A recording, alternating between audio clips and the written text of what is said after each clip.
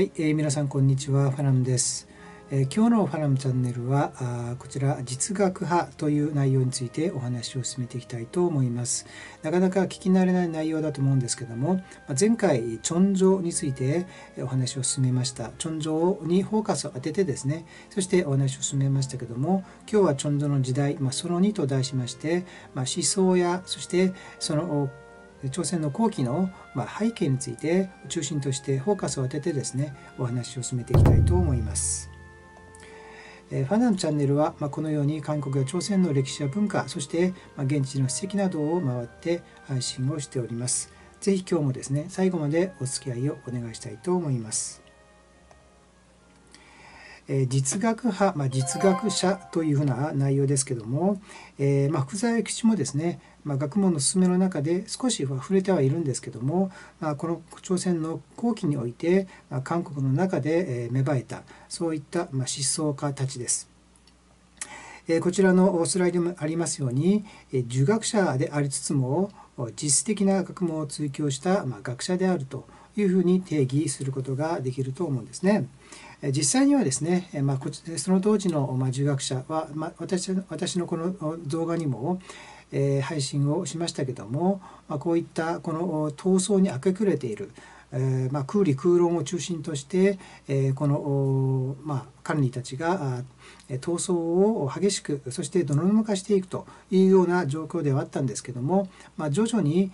そういった内容からですね、新しい先進の文化がこの朝鮮に入ってくることによって、新しいその改革の機運が起こってくるということです。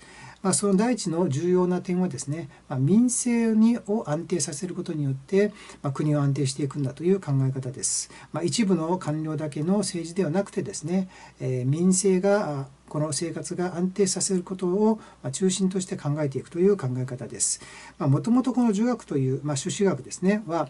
生まれたものがもっと生まれたですね、性によって人と人はですね、聖人とこの凡人に分かれていくんだというような考えがもともとあったんですけども、そうではなくてですね、全て聖人も凡人も皆同じであるし、そして聖人自体も凡人からですね、選ばれていくんだというような考え方が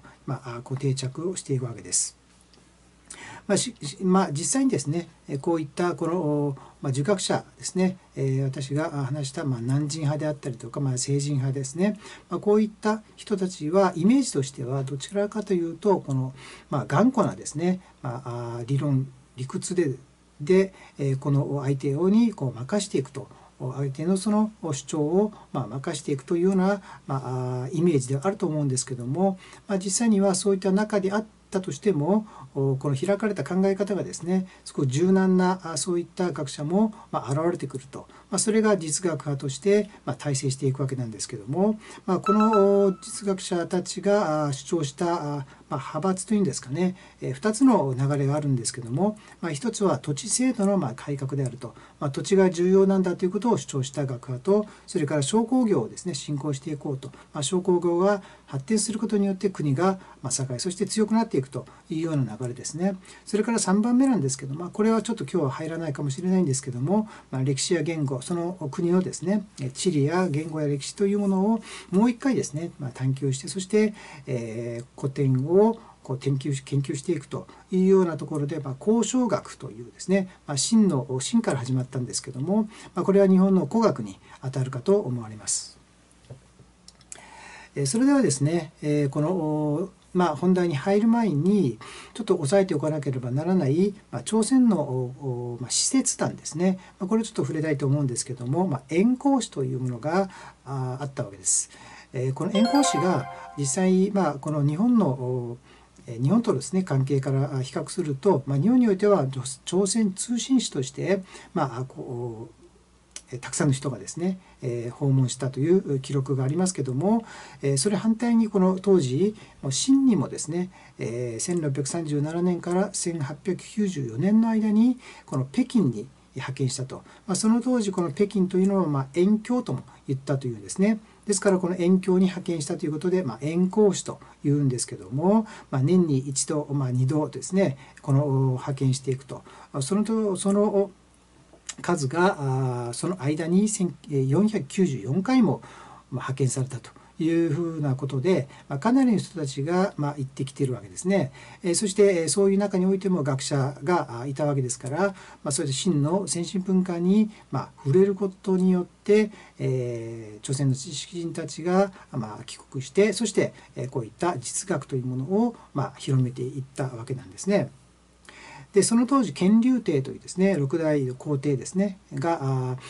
在位していたわけなんですけども、彼はどちらかというと学問好きであったというふうに言われているわけですね。そういう中でこの四庫全書ですね、を交渉学の絶頂期というようなことで、この古典なんかをですね全てもう一度ですね編纂し直して、そういった事業を行ったのが乾隆帝の時代であったということですね。もう一つそれからですね、声学というですねヨーロッパのその学問を取り入れていくというようなことで、キリスト教については少しその距離を置くんですけども、それ以外の科学とかですね、それから数学だったりとか医学というもの、いわゆるですね実生活に役立つ、そういったものは取り入れていこうというような方針であったがゆえにですね、1601年にマテオ・リッチという宣教師ですねが北京に入ることによって、初めてこのエイジス会士がその地に入っていくと。そういう中で西洋の学問を簡約していく作業が行われていくわけです。ディアーズやパレニーのようなそういったこの人物たちの書物も簡約していくというような作業がなされていきます。そういった背景の中で圓光師がそういったこの朝鮮に帰ってくることによって、新しい先進文化先進学問をですね携えて、そして研究するそういった流れができていくわけです。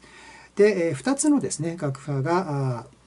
基本的には分かれていくんですけども、一つはですね、重農学派という学派です。こちらは農業を中心とした、農業がこの重要視することによって社会制度を安定的にしていこうというところです。こちらの学派はどちらかというと南進派の学者であるわけですね。南進派の学者はどちらかというとこの在野の学者が主にいたというんですね。そういう中で田舎の片隅でですね研究していくというような傾向があったというところで、形成治療の学派とも言われています。その代表的な学者がユ・ヒョンウォンという学者です。彼は西人と南人の闘争の激しかった中において、ソウル都市から、脱出して、そして全羅道の田舎に、研究をですね、在野のその生活を行っていくという中でパンゲ随録というものを執筆するわけです。でその彼が生きている生存の時にはですねそれが注目はされなかったんですけども、四条によってそれが刊行されることによって初めて世に出ていくというところですね。で彼が一番の最も主張した内容が、土地はですね天下の大本であると、土地が重要であるということを彼は主張して、土地制です、田制ですね、土地の改革を基礎にした改革、土地が改革させることによってこのさまざまな改革をですね展開していくというようなところです。彼はこの地主制というものを廃止して、自作農を育成していこうというようなところを主張をしました。これを近伝論とも言います。それから次にですね、イークという学者なんですけども、彼はですね、お父さんがその聖人派の弾圧によって廃流の刑になって、その地で亡くなっていくんですけども、このお父さんがこの円光師、先ほど言った円光師として秦に行ってきたがゆえに、たくさんのそういったこの資料ですね、蔵書があったわけですね。でそれをそのイーグですね、お父さんの蔵書を見ることによってたくさんの先進文化に触れることができたと、それをもとに孫保サソルというですね、百科全書的なものを刊行したり、それから原伝性ですけども、これは先ほどユ・ヒョンウォンが土地改革を主張したように、彼も土地の改革を主張して、そして、この4人の家族を一つのこの単位として、営業田というですね、その土地を永遠にこの高村にまでですね保証させる、そういった土地を与えなければならないと主張した人です。彼は聖古学派というものを、起こしてですね、そして後々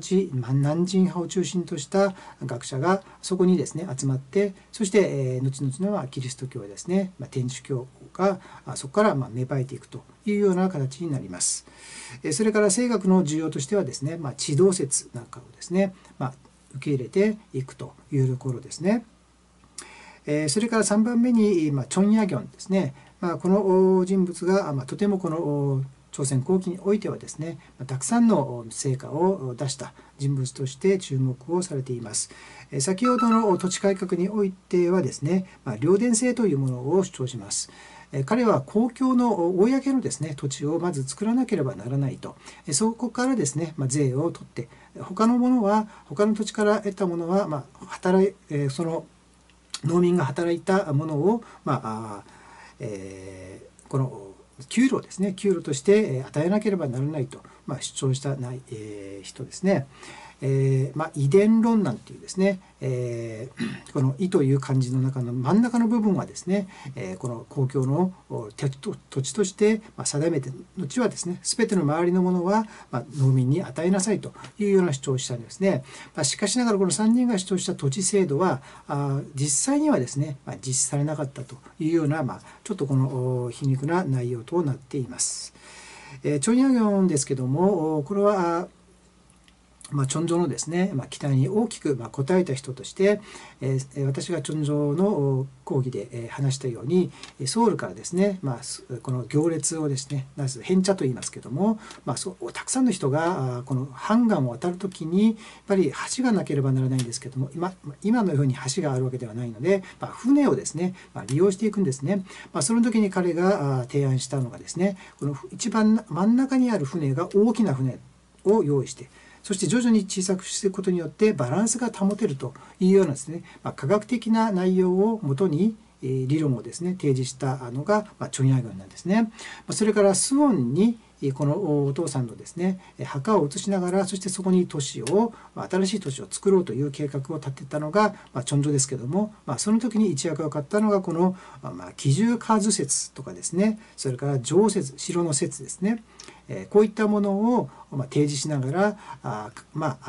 この重労働ではあるんですけども、それを楽に労働できるようにですねいろんな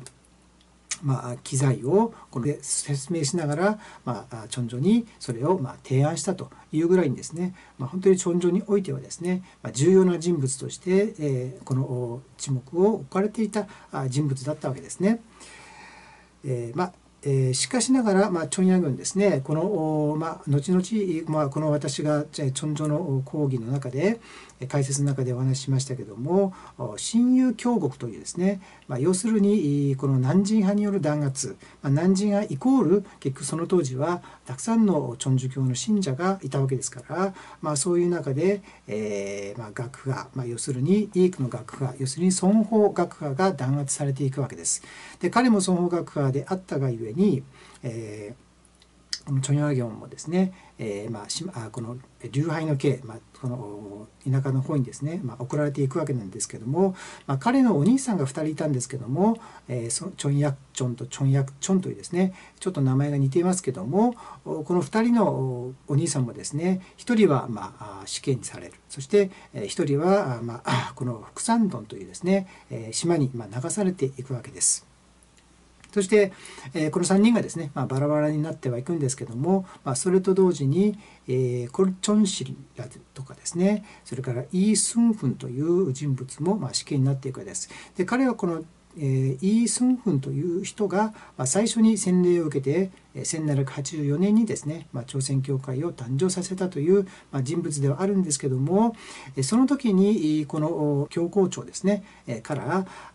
指令が出てくるのは何かと言いますと、信者はですねこの祭祀、先祖の祭祀を行ってはいけないというような指令が出てくるわけですね。その時にチョンヤギョンはですね、それを聞いて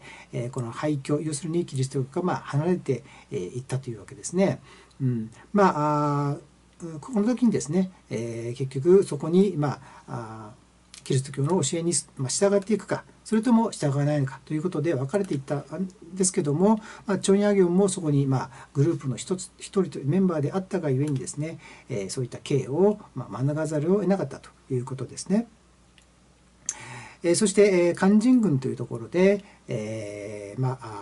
派になっていくんですけども、実際にそこでですね、たくさんの書物を読み、そして、本を書くということで503巻のですね、書物を出していったというくらいにたくさんのその書物を残していくわけですね。一つは強制遺表という内容で、これは中央政治に関する一つの指針であるということですね。牧民新書というのは地方政治ですね。牧というのはこの地方間における政治の在り方ということで、書物を書いています。それからふんふん新書というですね内容です。これは司法に関する内容が書かれてあるものですね。それからアバンカンヨというこれは地理史についての内容。それからマガフェードンというですね、これは医学書であるんですけども、たくさんの分野にわたって書籍を残しています。それだけでなくてですね、言語、それから音楽に関する研究もされています。そして、日本の古学へのですね、言及もされているというところで、本当にこの、天才と言われるくらいですね、この18年という、流派の期間において、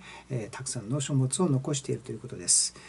それから万読山というところでですね、草案みたいなものを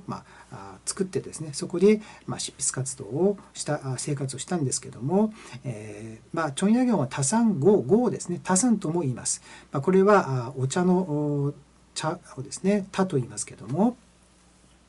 要するに茶道ですね、茶道についてとてもこの通じたそういった学者であったとも言われます。それはですね、ウィスンソンチョイテサですね、ウィスンソイ大使ですねとの出会いによって新しくこの茶道へのそういう道も開いていったというようなところであります。中央から左遷されることによってとても大きな人生の危機、そしてお兄さんは殺され、そしてもう一人のお兄さんは島流しになっていくというようなところで多くの人生の危機があったわけですけども、しかしながら彼にとってはですね、この18年間書物に触れ、そしてそこにおいて集中的にですね書物をまた書くことができる、そういった期間でもあったというところであります。次にですね、重農派に対して重商学派ですね、こちらは商工業を起こしていこうというようなところで、先ほどは南進派の学者が中心でしたけども、こちらはどちらかというと、ローロン派の学者が中心であったわけですね。ローロン派というととてもその頑固で、そして理論理屈の学者というイメージがありますけども、その中でもこの当時こういった開かれた人たちが現れてきたということですね。利用構成学派とも言われますし、北学派ですね、北の学ということで、秦に対するこの先進国の部分を取り入れようというようなところで名付けられているわけです。その代表的な人物としてまずホンデオンという人が挙げられます。ホンデオンはイサンムンダというですね、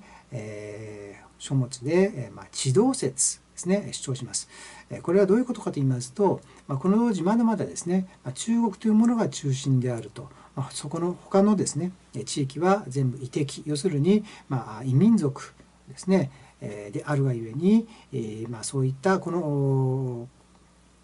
考え方ですねが定着はしていったんですけども、そうではないというところで、彼はこの地動説というものを受け入れながら無限宇宙論というものを主張していくというところですね。それから動学者と実学者ですね。動学者というのはこの理論理屈だけのその頭を持っている人、そしてこの実学者というのはこの今先進文明を取り入れようとしている人の対談をこの表した内容として問答ということで付けられているわけです。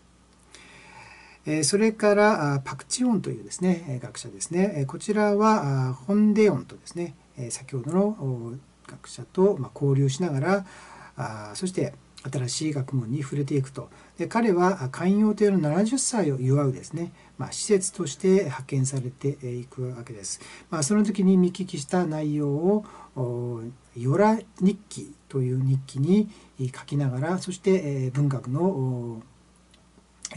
ものとして残していくわけです。それからヤンバン伝というですね、ヤンバンに関する批判的な内容をこちらに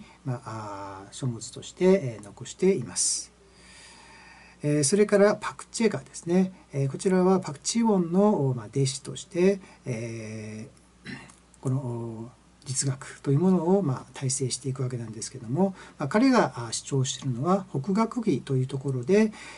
消費の必要性、消費がですね起こることによって経済が発展していくんだということとですね、それから水路貿易や通商とですね、世界各国周辺の国とですね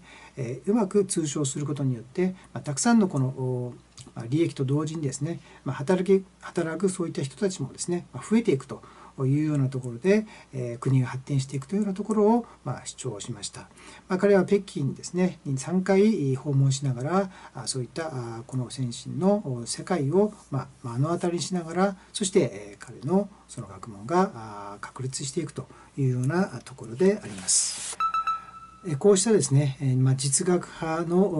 大きな2つの流れ、重農主義、それから重商主義といった流れの中にあったんですけども、しかしながら1800年に入ってですね、チョンジョが亡くなり、そして親友共国とか南進派への弾圧、そして天主教への弾圧によって実際には声楽への研究が閉ざされていくというような流れになっていきます。この後ですね、スンジョ、それからホンジョンというですね、即位の中において聖堂政治が中心になります。これはアンドン・キム氏が外戚となって、そしてこの政治がなされていくというようなところで、実際のこの実学派が行ってきた政治的な改革、主張してきた改革が実施されないままになってしまうということになります。はい、今日はですね、このチョンジョの時代その2と題しまして、実学派、そして、シラッパですね、を中心としてお話を進めました。長い間ご視聴ありがとうございました。チャンネル登録もよろしくお願いいたします。